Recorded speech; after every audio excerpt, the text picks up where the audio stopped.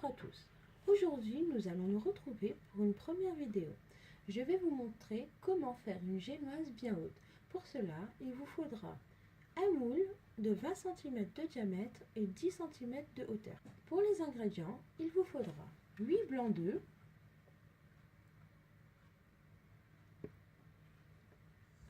8 jaunes d'œufs,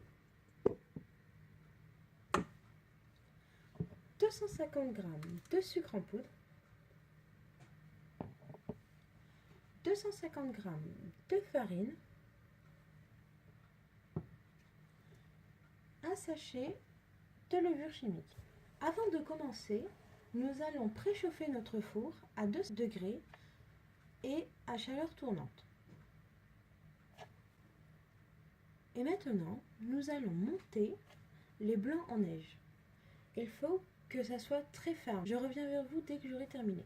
Voilà, mes blancs sont montés en neige.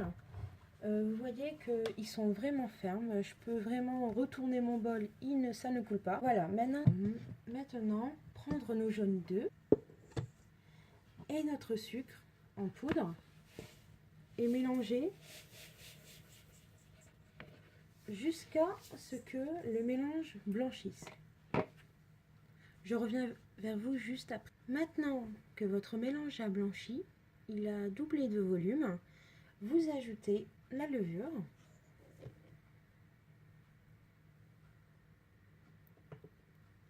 et la farine.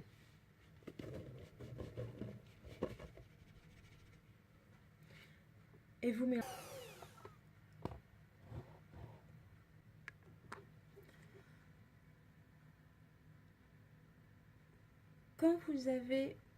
Quand vous avez mélangé les jaunes d'œufs, le sucre, la farine et la levure chimique, vous obtenez une pâte assez consistante. Donc pour qu'elle soit plus légère, il faudra rajouter les blancs en neige tout doucement à l'aide d'une maryse.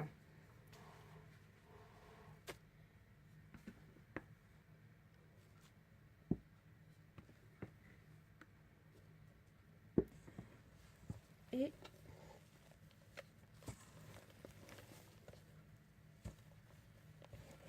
tourner délicatement, enfin mélanger quoi.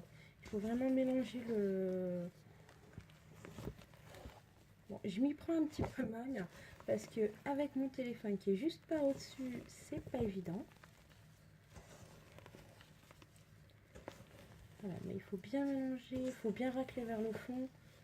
Et puis on mélange tout ça, voilà.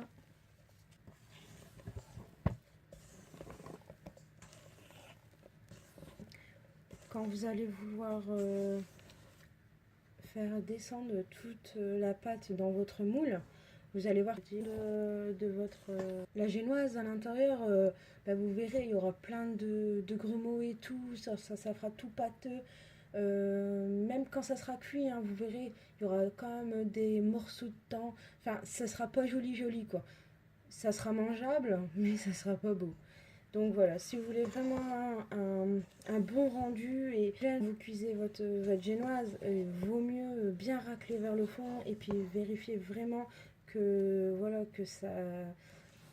qu'il n'y a pas de morceaux et tout. Ben, vous allez voir en plus, voilà, il faut vraiment racler le fond. Et puis voilà, vous voyez, la pâte elle est bien homogène. Elle est très belle. Là c'est vraiment prêt. Donc maintenant que ça c'est prêt, on va prendre notre moule. Soit vous pouvez le beurrer et mettre un peu de farine, c'est ce que je faisais au début. Et puis après j'ai découvert, enfin c'est de l'huile en spray, enfin c'est de la graisse en spray. Ben, on a juste à passer un coup de spray et puis voilà. C'est vraiment très facile pour démouler, ça coûte pas très cher en magasin.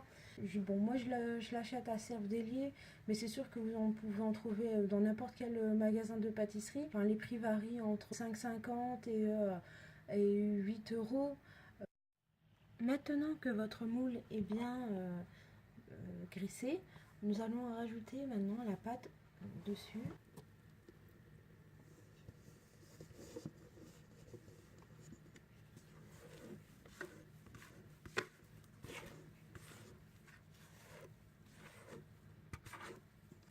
Voilà. Maintenant que votre pâte est dans le moule, je vais vous donner un petit conseil. Enfin, c'est une petite astuce que j'ai apprise. C'est pour pas que votre gâteau ait une bosse. Vous savez, quand ça cuit puis que ça monte et que ça monte pas vraiment droit et que c'est pas vraiment homogène et tout. Donc il y a une petite astuce qui est très sympa. C'est vraiment facile. Et vous allez voir que obligé, si vous le faites, obligé votre gâteau monte et il sera plat et vous n'allez pas être déçu, franchement. Donc cette petite astuce, elle est très simple. Vous prenez un torchon, de préférence un torchon que vous n'utilisez pas, que vraiment vous en avez plus besoin, quoi, que vous allez mettre tout autour de votre moule, comme ceci, et que vous allez attacher. Hop, vous rentrez par là et par là. Voilà. Donc voilà, il est bien attaché. Et le torchon humide va faire que votre génoise va monter jusqu'en haut, mais pas avec une bosse, ça sera vraiment droit. Et vous allez voir, donc maintenant je vous retrouve après la cuisson et je vous dis à tout à l'heure. Voilà la génoise, elle est sortie du four. Comme vous pouvez constater, il n'y a pas de bosse sur le dessus du gâteau. Elle est bien droite. Elle fait 10 cm de hauteur. Vous voyez que vous n'êtes pas obligé de mettre beaucoup d'œufs. 8, il y en a assez. Vous pouvez la découper en 3 ou 4 étages. Voilà, vous pouvez la garnir aussi de que ce que vous voulez. Pour ma part, ça sera une ganache au chocolat. Je vous retrouve très bientôt pour vous montrer comment faire une ganache au chocolat. Je vous dis à tous à bientôt.